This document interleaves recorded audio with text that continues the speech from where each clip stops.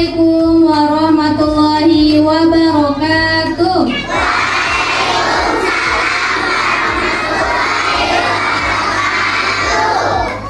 Bagaimana kabarnya hari ini anak-anak?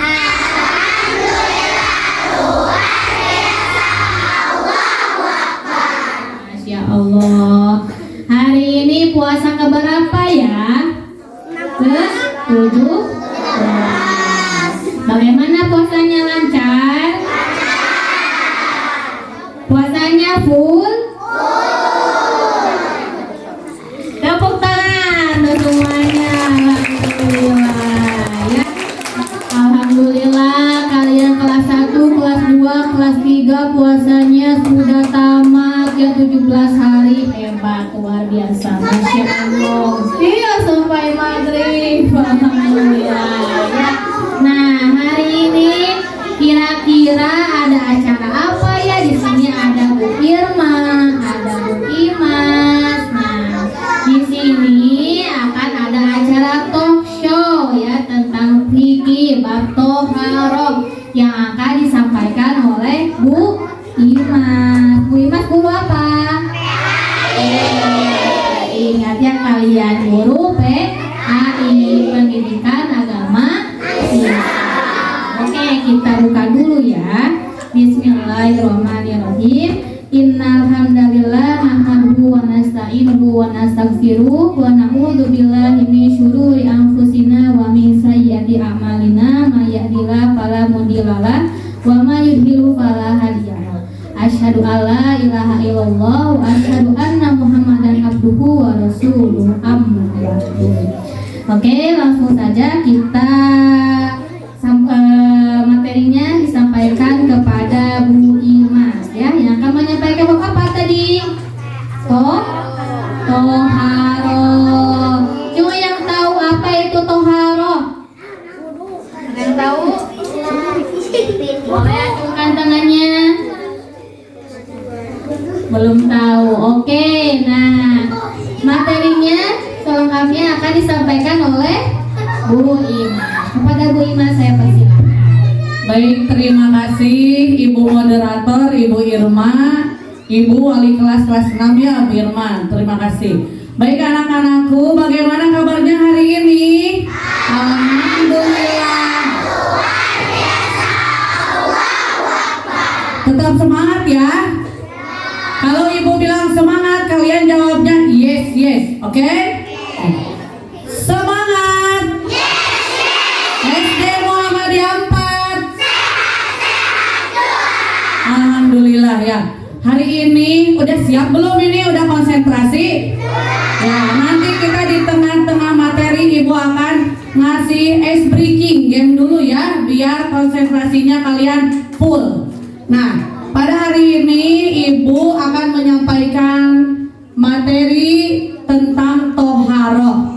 Biasanya ini sudah ada dalam pelajaran PAI mulai dari kelas 1 sampai kelas 6 juga ada bab toharoh. Karena toharoh ini adalah bab yang sangat penting. Dengarkan Ibu ya. Bab toharoh ini bab yang sangat penting dalam kehidupan sehari-hari ketika kita sedang menjalankan ibadah kepada Allah. Kalau kita tidak bersih, maka ibadahnya pun tidak akan diterima oleh Allah.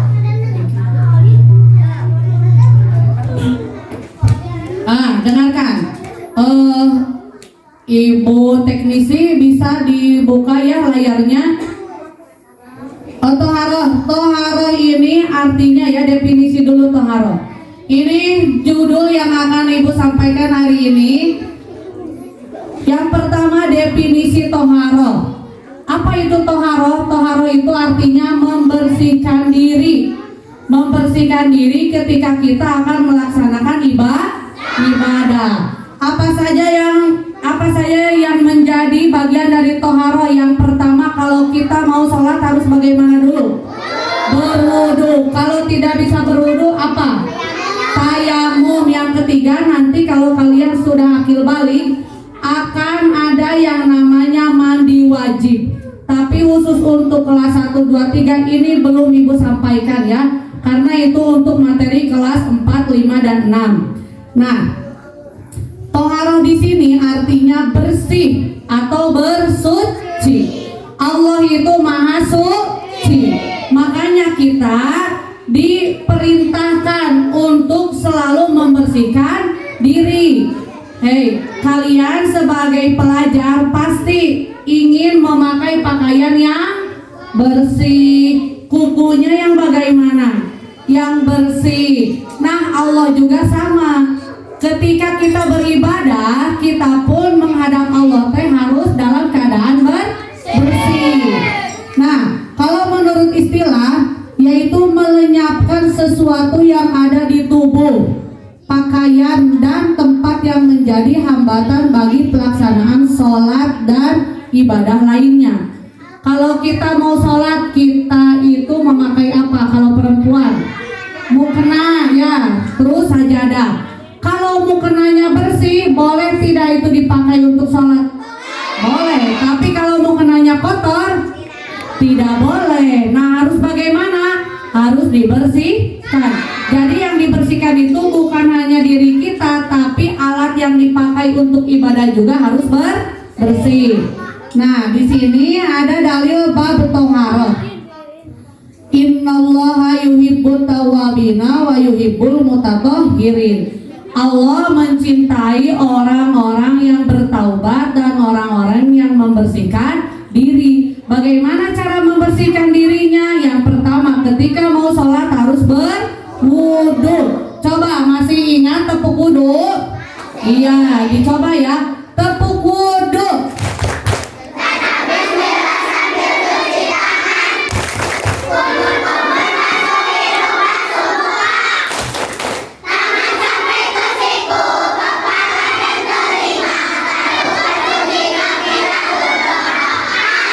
Iya, tepuk tangan untuk SD Muhammadiyah 4. Hebat ya. Nah, itu udah Ibu sampaikan, kemarin juga sudah dipraktekkan ya bagaimana tata cara berwudu yang baik dan benar. Nah, yang Ibu belum sampaikan kemarin ada yang namanya tayamum. Tapi di kelas sudah ya, sudah dipraktekkan, sudah disampaikan, cuman belum dipraktekkan. Nah, yang kedua ini Ibu akan membahas tentang tayamum. Mengapa orang-orang bertayamum? Coba ada yang tahu? Mengapa kita tayamum? Bu, udah aja tayamum kan pengen wudu, boleh seperti itu? Tidak boleh. Tayamum itu boleh dilakukan apabila jika orangnya yang pertama bagaimana? Dalam keadaan sakit ya. Nah, kalau kalian lagi sakit nih, demam, kalau kena air itu dingin, ya, atau tidak bisa jalan, udah saja ganti kalau mau sholatnya, sebelum sholat itu ganti dulu wudunya dengan tayamum. Bagaimana caranya? Yuk kita lakukan sama-sama ya. Yang pertama, lihat dulu ada dinding ya. Nanti kalau kalian tayamum, anggap saja di depan kalian ini ada dinding. Dinding ini kelihatannya bersih tidak? Bersih tidak? Bersih ya. Bersih, cuman tidak kelihatan ada debu. Nah, ini yang disebut dengan debu yang bersih. Debu yang bersih itu bisa dari dinding-dinding yang ada di rumah. Tekening langsung kanu taneuh. Tapi harus cari debu-debu yang bersih yang ada di sekitar rumah. Caranya yang pertama, kalian baca dulu basmalah. Ayo lakukan semuanya.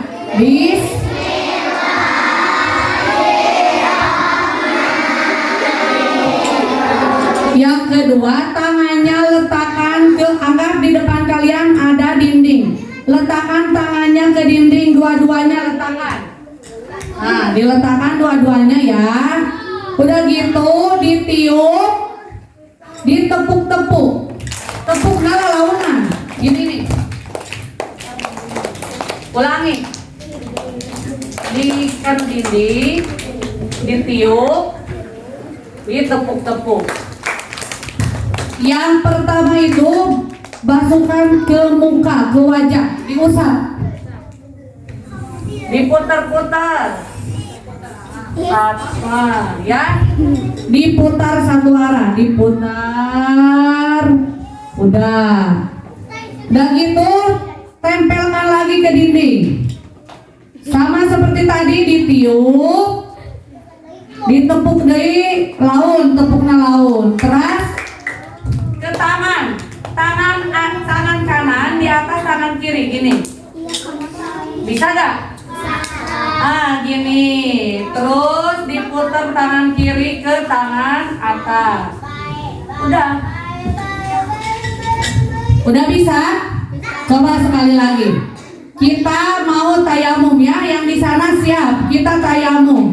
Yang pertama baca dulu basmalah. Bismillahirrahmanirrahim. Yang kedua tempelkan tangan ke dinding. Ditiup. Ditepuk kecil. Nah, terus diusap ke wajah. Diputar satu arah. Ya. Terus tempelkan lagi ke dinding. Ditiup. Ditepuk laut, tepuk kecil. Terus tangan kanan di atas tangan kiri, gimana? Ya, betul. Diputar ke arah belakang. Sip, udah. Baik, tepuk tangan untuk kalian semua. Terus ada lagi yang namanya mandi wajib, ya. Selain wudhu, tayamum, ada yang namanya mandi wajib. Tapi ini khusus disampaikan untuk kelas 4, 5, dan 6. Nah, mengapa orang-orang ketika mau sholat harus berwudu dulu? Supaya apa? Apa tujuan berwudu? Supaya bersih. Tujuan berwudu atau bertayamum itu yaitu membersihkan dari hadas kecil atau najis. Apa bedanya hadas dan najis? Coba, kalau hadas itu ada dua bagian hadas. Yang pertama ada hadas kecil, ada hadas besar. Coba ini, tadi diulang sama ibu ya. Hadas itu ada dua bagian. Ada berapa bagian? Dua bagian. Yang pertama hadas kecil, yang kedua hadas besar. Kalau hadas kecil itu dengan apa dibersihkannya? Dengan berwudu. Contohnya apa hadas kecil? Pipis, betul. Apalagi? Kentut, apalagi? Buang air besar. Kalau hadas besar itu bagi yang sudah akil balik atau ibu kalian sudah melahirkan. Nah, itu harus hadas besar. Dengan berwudu atau dengan mandi besar? Dengan mandi besar. Nah, itu ya. Jadi sekali lagi, hadas itu ada dua bagian. Yang pertama ada hadas kecil, ada hadas besar. Hadas kecil contohnya apa saja? Kentut, pipis, buang air besar. Kalau hadas besar apa? Betul, mimpi basah. Terus ya itu ya. Nah, sekarang ibu akan menjelaskan tentang najis. Hei, yang sebelah sini coba. Ada yang tahu apa itu najis? Apa itu najis? Kotoran, betul. Najis itu artinya kotoran yang menyebabkan pakaian kita atau badan kita menjadi tidak suci. Najis itu ada 3 bagian. Dengarkan ibu ya. Najis itu ada 3 bagi. Yang pertama najis muhopapa, pinter. Najis muhopapa teh najis yang kecil, yang ringan atau yang besar? Yang ringan ya, yang kecil, yang lebih kecil ya. Najis muhopapa itu yang kecil. Yang kedua najis apa? Mutawasitoh, itu najis najis sedang ya, najis sedang. Nanti akan disampaikan contoh-contohnya. Yang ketiga ada najis mugolado, itu artinya najis apa? Najis besar. Nah, kalau najis kecil contohnya apa? Ada yang tahu? Air kencing Nah, ini di sini ada ya. Najis muhopapa itu contohnya air kencing bayi yang belum makan apa-apa kecuali air susu ibu. Bagaimana cara membersihkannya? Misalkan kalian punya adik bayi, pipis nanti dinu pakaian kalian. Nah, bagaimana ketika kalian mau sholat tapi pakaiannya kepipisan ku adik kalian? Nah, bagaimana cara membersihkannya? Harus dicuci atau cuma dibasuh aja? Tidak usah sampai dicuci, dibasuh aja, dilapnya, tidak usah dicuci. Nah, kalau yang kedua najis mutawasito. Najis mutawasito itu misalkan kalian pakaiannya terkena darah, ya, misalkan kena darah. Kalau yang sudah atau misalkan kalian teh di jalan teh mau sholat tapi pipis di celana, nah itu yang disebut dengan najis mutawasito. Terus kalian teh mau sholat harus diusap atau harus dicuci itu celana? Harus dicuci, tidak boleh dipakai untuk sholat. Jadi harus dicuci, tidak boleh dipakai ya. Apalagi kalau ada kotoran darah, harus dicuci sampai bersih. Cukup dicuci dengan sabun ya, atau dicuci biasa. Nah, baru yang ketiga ada najis mugolado atau najis yang sangat besar, najis berat. Contohnya apa? Air ludah atau air liur dari anjing, babi ya. Itu tidak boleh, makanya kalian jangan terlalu dekat dengan hewan yang menyebabkan najis. Bagaimana cara mencucinya? Nah, etama cara mencucinya harus hati-hati dengan memakai tanah. Ya, jadi sebelum dicuci pakai sabun, dicuci dulu dengan tanah. Berapa kali jabani? 7 kali ulang nate. Makanya kalian tidak boleh dekat-dekat dengan hewan yang menyebabkan najis mugolado. Ya, selanjutnya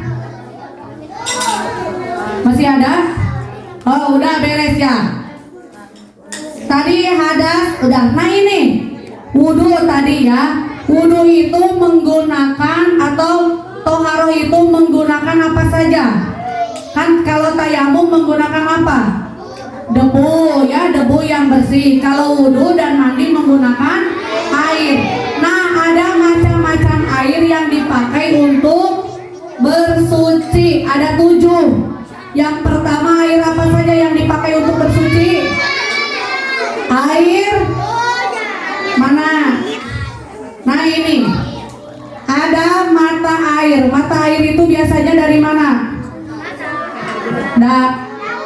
Mata air bukan air mata ya. Mata air itu dari pegunungan langsung ya. Mata air. Terus yang kedua air sumur. Tahu kalian air sumur? Ya, air sumur. Terus air sungai. Tapi sungainya harus yang bersih. Kalau kelihatan sungainya kotor, boleh dipakai untuk bersuci? Tidak boleh. Terus ada air hujan. Nah ya, air hujan, apalagi kemarin-kemarin kalian musim kemarau, tiba-tiba ada hujan besar, boleh airnya dipakai untuk berwudu? Boleh ya. Terus air salju ya, di kita mah tidak ada saljunya, tapi air salju itu bisa dipakai untuk berwudu. Air embun, dan yang terakhir air laut. Ibu, bagaimana, kan itu ada rasanya, boleh tidak dipakai berwudu? Boleh air laut dipakai untuk berwudu? Boleh ya. Jadi air laut itu bisa dipakai untuk berwudu. Nah, udah ini ya debu yang suci tadi. Debu yang suci dipakai untuk bertayamum.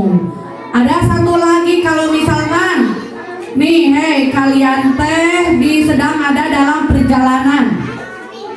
Tiba-tiba di perjalanan itu tidak ada tisu basah. tidak ada air. Terus kalian teh BAB, kira-kira bagaimana cara membersihkannya? Tidak ada tisu basah, tidak ada air. Bagaimana cara membersihkannya? Dengan apa? Dengan batu. Dengan apa? Batu. Jadi batu itu salah satu alat untuk membersihkan hadas yang bisa untuk dipakai nanti jadi untuk kalian bersih ya, sehingga kalian kalau misalkan udah BAB bersihkan pakai batu kalau tidak ada air ya. Terus lanjut dengan tayamum, udah gitu baru boleh sholat. Udah mengerti semuanya? Coba ini nih dari siswa laki-laki semuanya, lihat dulu ibu kita permainan dulu ya biar konsentrasi.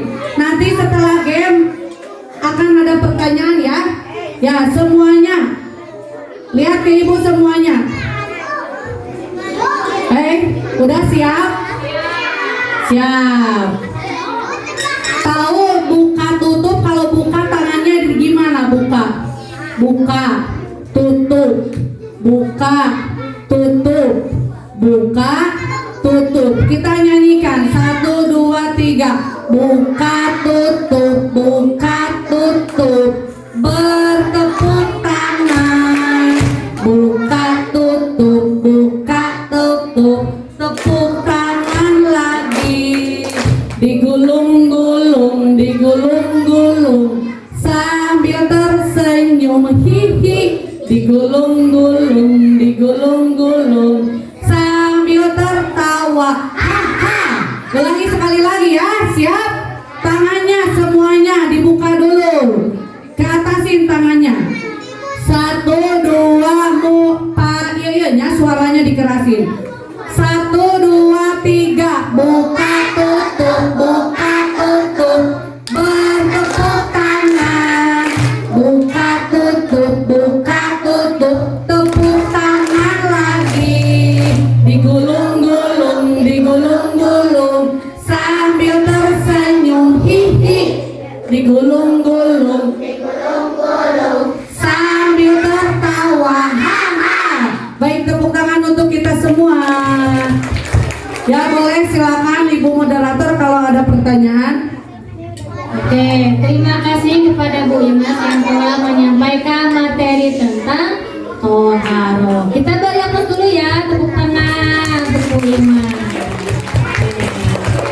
Baik, sekarang masuk ke sesi pertanyaan. Nah, siapa nih di sini yang mau bertanya? Acungkan tangannya, mana?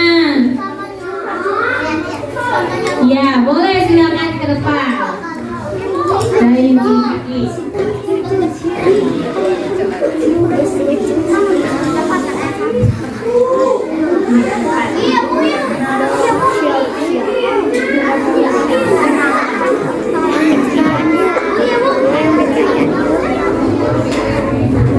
Assalamualaikum warahmatullahi wabarakatuh.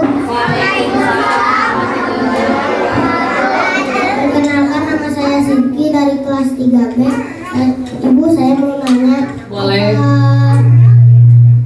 Apakah untuk membatalkan puasa? Oh iya, terima kasih ya. Tepuk tangan untuk Ananda Sidki.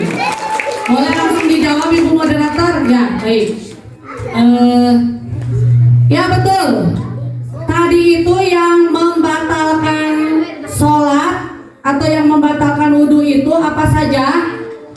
Salah satunya adalah kentut. Nah sekarang pertanyaan dari Ananda Sidki. Ibu, apakah kentut itu membatalkan puasa juga? Bagaimana jawaban kalian? Tidak ya. Kentut itu hanya membatalkan wudhu saja ya dalam sholat.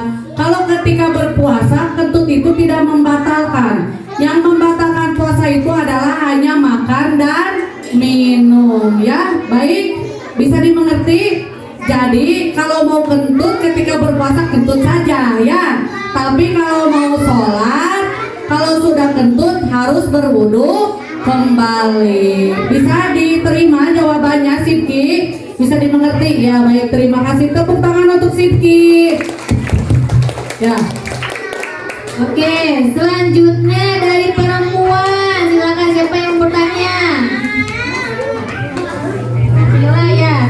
Sakila. Boleh ke depan Teteh.